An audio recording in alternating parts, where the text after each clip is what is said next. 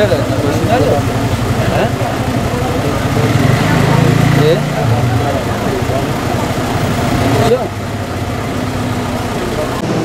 Bu da kandırıldığı dekodlardan birisi.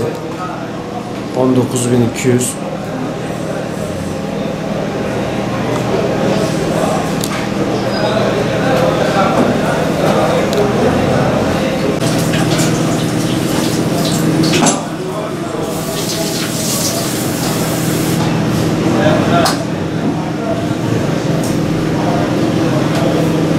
Arkadaşımız Musa Acet ev kurma hayaliyle bugün TOKİ başvurusunda bulunmak istemiş.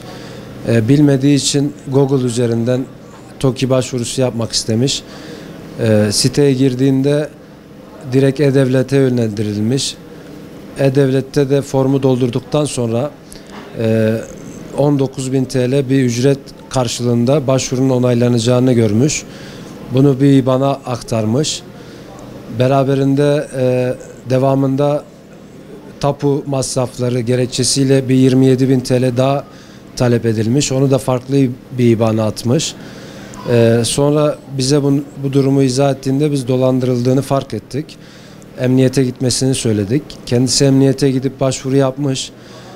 Fakat işte kendisi simit satıcısı. Durumu yok. Bu parayı da eş dosttan borç almış.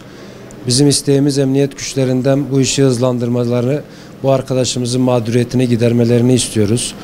Bu tarz olaylar için daha önlem alınmasını istiyoruz. Ben şahsen bu konu hakkında bilgim var. 10 Kasım'da başladığını ama işte arkadaşımız bilmiyor. Bu hatta başvuruyu da eşi üzerinden yapmış. Bu paraları eşinin IBAN'ından aktarmış. Biz bankaya da gerekli bilgilendirme yaptık. Emniyete de yaptık. Fakat yine buradan da seslenmek istiyoruz. Arkadaşımız çünkü gerçekten çok mağdur oldu. Yani kirada yaşıyor.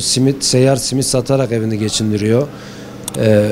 Bu mağduriyetin giderilmesini istiyoruz.